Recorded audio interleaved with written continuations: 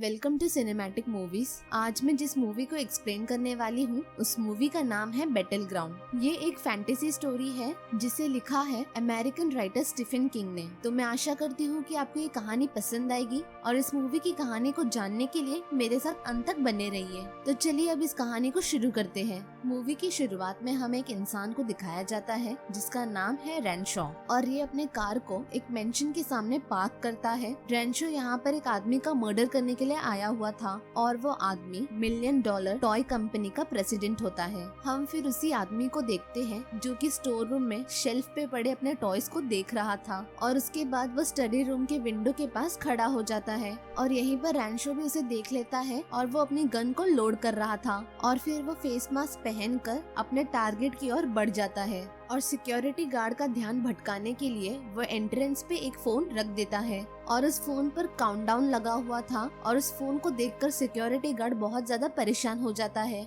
और वो security guard उस फोन को उठाकर बाहर फेंकने के लिए जाता है और इसी बात का रैनशॉ फायदा उठाकर उसे मार देता है। मगर उस गोली की आवाज टॉय ओनर को सुनाई नहीं देती क्योंकि उसने अपने गन में साइलेंसर लगाया होता है और उसके बाद वो गार्ड से की चुराकर सीधा सिक्योरिटी रूम में चला जाता है। वहाँ पर जाकर वो सारे सीसीटीवी कैमरास को डिसेबल कर देता है। कैमरा को डिसेबल करने के बाद वो अपने मास्क को उतार देता है और उसके बाद वो स्टडी रूम की तरफ चला जाता है और वहीं पर उसे दूसरा सिक्योरिटी गार्ड भी मिलता है और उसे भी वो आसानी से मार देता है और फिर वो वहाँ से स्टोर रूम में पहुँच जाता है जहाँ पर उसका टारगेट मौजूद था और वो उसके टारगेट को भी मार देता है, यानी कि वो टॉय कंपनी के प्रेसिडेंट को। और वहीं पर वो एक फोटो भी देखता है जो कि उस प्रेसिडेंट की मदर का था और उस फोटो पर कुछ नोट्स लिखे होते हैं जिस पर रैनशॉ ध्यान नहीं देता और वो वहाँ से चला जाता है। और फिर हम रैनशॉ को एक प्लेन में बैठा हुआ देखते हैं और वो अपने क्लाइंट से कहता है कि मैंने मर्डर को सक्सेसफुली कंप्लीट कर लिया है और उसके पास में जो पैसेंजर बैठी थी वो रैनशॉ के बैग में ग्रीन कलर की फेरी डॉल को देखती है और वो सोचने लगती है कि इतना बड़ा आदमी एक टॉय के साथ क्या कर रहा है। और फिर रैनशॉ जब एयरपोर्ट पे पहुंच जाता है वो टीवी पर उसकी न्यूज देखता है जिसका उसने मर्डर किया हुआ था और फिर वो एक लड़की को नोटिस करता है जिसके पास एक डॉल होता है। वो हूबहू वैसी थी जैसे कि टॉय कंपनी के प्रेसिडेंट के रूम में पड़ी हुई थी। उसे वो देखकर थोड़ा सा अजीब लगता है और थोड़ी देर के बाद वो एक और टॉय को देखता है जिसे उसने उस प्रेसिडेंट के रूम में देखा हुआ था। और फिर रैनशॉ अपने घर पहुंच जाता है और उसके पास जो ग्रीन फेरी थी वो एक टेबल पर रख देता है और वहीं टेबल पर और भी बहुत ज्यादा चीजें थी। एक्चुअली में रैनशॉ जिसका भी मर्डर करता था उसके वहाँ से कोई ना कोई चीज उठाकर ले आता था और फिर वो अपने ईमेल्स का रिप्लाई करते करते वहीं सोफे पर सो जाता है। और फिर आधी रात को उसके घर की डोरबेल बजती है और फिर जब वो दरवाजे के पास जाकर फ्रंट डोर कैमरा से जाकर देखता है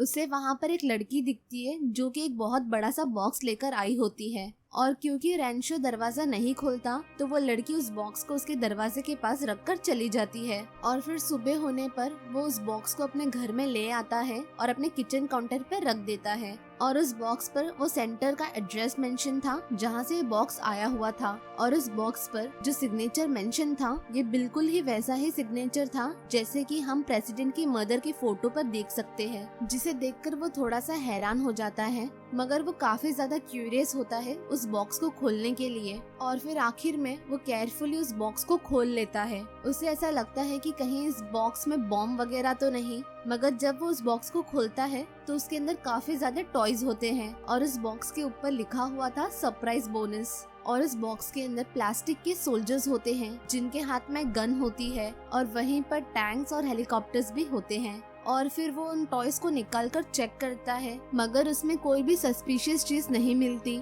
और फिर रात को वो टॉय का बॉक्स अपने आप ही किचन काउंटर से नीचे गिर जाता है। फिर ये देख के रैनशॉ सोचने लगता है कि इसे तो मैंने एज पर नहीं रखा था, फिर ये कैसे गिर गया। और फिर जब वो बॉक्स के पास जाता है तो वो बॉक्स को देखकर हैरान हो जाता है क्योंकि बॉक्स के सारे सोल्जर्स वहाँ से गायब हो चुके थे और उसे नहीं पता था कि वो कहाँ गए। और उसी के साथ काफी अजीब चीजें भी होना शुरू हो जाती है जैसे कि कर्टन्स अपने आप ही मूव होते हैं और वहाँ की लाइट अपने आप ही ऑन ऑफ होने लगती है। और फिर रैनशॉ ये भी देखता है कि वहाँ का केबल खुद ही कट हो चुका है और उसी समय एक सोल्जर आकर उसके पैर पर अटैक कर देता है। और तभी रैनशॉ को समझ आ गया था कि इन सभी के पीछे यही प्लास्टिक के सोल्जर्स है और फिर ये नीचे झुककर जब किचन काउंटर की तरफ देखता है तो वही सोल्जर्स बुलेट से उसके ऊपर हमला करना शुरू कर देते हैं। और जब रैंचो दोबारा से उनकी तरफ जाने की कोशिश करता है तब वो एक एक्सप्लोसिव से उसके ऊपर अटैक कर देते हैं, जिस वजह से उसकी पैंट भी जल जाती है।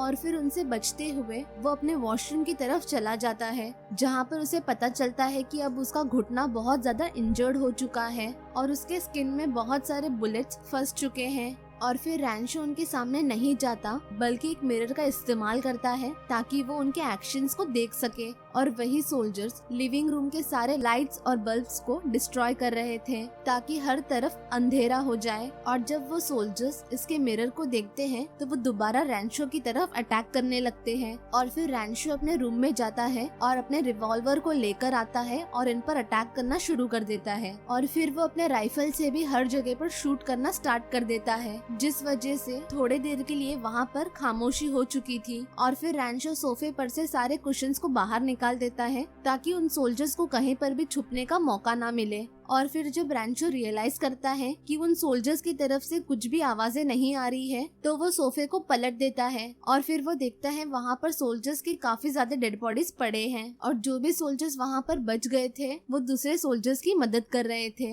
और वो अपने जीप से उन सोल्जर्स को वहाँ से ले जा रहे थे। और वहीं पर रैंचो अपनी आंखों से ये सब कुछ देख रहा था और उसे ये बिलीव नहीं हो रहा था कि ये कैसे सच हो सकता है। और फिर वो उन सोल्जर्स को अपने पैरों से मारने लगता है और तभी वो सोल्जर्स भी इस पर फायर करने लगते हैं और फिर रैंचो भी उन पर शूट करना शुरू कर देता है। उसके एक ही बुलेट से काफी ज्यादा सोल्जर्स मर जाते हैं, मगर अटैक यहीं पर नहीं रुकता। 3 आर्मी टॉय हेलीकॉप्टर टेबल के नीचे से निकलकर रैंचो की तरफ बढ़ने लगते हैं और वो सोल्जर टॉय हेलीकॉप्टर के अंदर से कैनन बॉल से रैंचो पर अटैक करते हैं और वो उस पर अपने छोटे छोटे मिसाइल्स फेंकने लगते हैं। और फिर रैंचो वहाँ से भागकर अपने वॉशरूम में चला जाता है और जब वो मिरर में अपना फेस देखता है तो वो देख पाता है कि उसके फेस पे और बॉडी पे बहुत सारे कट्स के मार्क थे। और तभी एक हेलीकॉप्टर वॉशरूम के दरवाजे में होल करते हुए अंदर आ जाता है और फिर रैंचो एक टॉवल की मदद से उस हेलीकॉप्टर को पकड़ लेता है और कमोड में डालकर उसे फ्लश कर देता है, मगर सोल्जर्स अभी भी मरे नहीं थे। और फिर वो एक हेयर ड्रायर की मदद से उन्हें मारने की कोशिश करता है और फिर वो हेयर ड्रायर को ऑन करके कमोड में डाल देता है, जिससे वो सोल्जर्स मर जाते हैं। और फिर रैंचो डिसाइड करता है कि वो अब सारी रात इस वॉशरूम में ही बिताएगा क्योंकि बाहर जाना उसकी जान के लिए खतरा हो सकता है। और कुछ देर बाद वो एक सोल्जर को देखता है जो कि रूम के बाहर से दरवाजे के नीचे से अंदर की तरफ एक लेटर को भेजता है और उस लेटर पे लिखा हुआ था सरेंडर। रॉन्शा उनकी स्मार्टनेस को देखकर हैरान हो जाता है और फिर रैंचो उस पेपर पर लिखता है स्क्रू यू और वो लेटर उन्हें भेज देता है। और फिर रैंचो जब छुपकर बाहर की तरफ देखता है तो वो देखता है कि एक सोल्जर का ग्रुप इस पर अटैक करने के लिए अपने टैंक को तैयार कर रहे थे। और फिर वो सोल्जर्स का ग्रुप रैंचो पर अटैक करना शुरू कर देता है और रैंचो अपनी जान बचाने के लिए वहाँ से बाहर निकल जाता है और वो बाथरूम के विंडो से बाहर आ जाता है, मगर वो वहाँ से भाग नहीं सकता था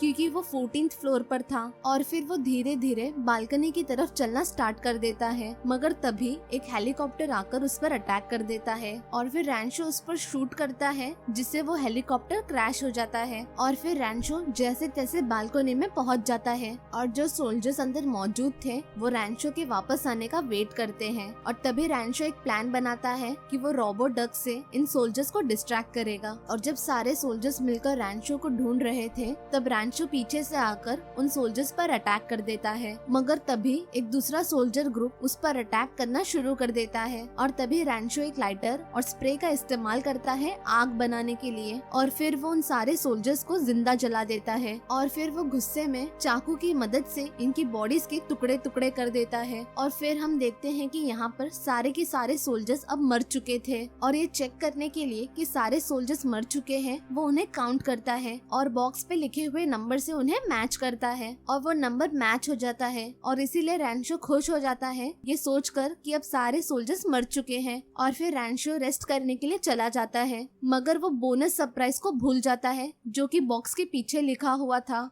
और फिर रैंचो स्विमिंग पूल में चला जाता है रिलैक्स करने के लिए, मगर तभी कोई पानी में आकर उसकी रिस्ट को काट देता है और फिर वो वहाँ से बाहर आकर अपने वुंड्स को स्टिच करना शुरू कर देता है। और फिर रैंचो इस घर को छोड़ने का प्लान करता है ताकि वो सोल्जर्स दोबारा से इस पर अटैक ना कर सके। और फिर जब रैंचो वहाँ से नीचे जाने के लिए एलिवेटर का इस्तेमाल करता है तो हम देखते हैं कि वहाँ की लाइट चली जाती है और एलिवेटर के सारे बटन पैनल्स टूट जाते हैं, यानी कि रैंचो अब एलिवेटर डोर को नहीं खोल सकता।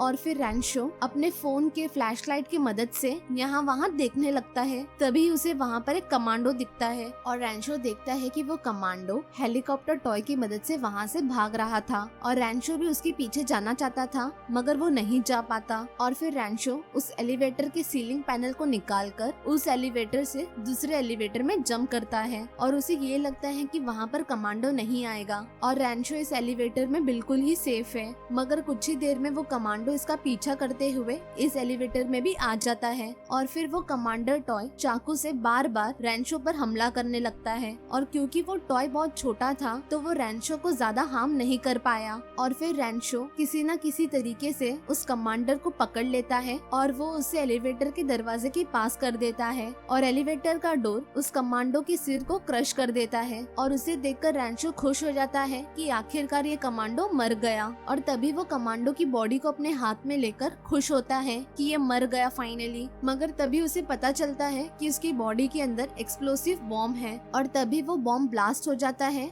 और रैंचो की मौत हो जाती है। और वहीं पर हम टॉय बॉक्स में एक स्टिकर को देखते हैं जिसमें लिखा हुआ था सरप्राइज बोनस के कमांडो एक न्यूक्लियर बॉम्ब की तरह है। और वहीं पर हम उस ग्रीन फेरी टॉय को भी देखते हैं जो खुद से ही मूव हो रही थी। और इसी के साथ हमारी इस मूवी की कहानी यहीं पर समाप्त हो जाती है। तो कैसी लगी आपको इस मूवी की कहानी? आशा करती हूँ कि आपको इस मूवी का एक्सप्लेनेशन पसंद आया होगा और इस चैनल को लाइक, शेयर और सब्सक्राइब करना ना भूले। इस वीडियो के अंत तक बने रहने के लिए आप सभी का धन्यवाद।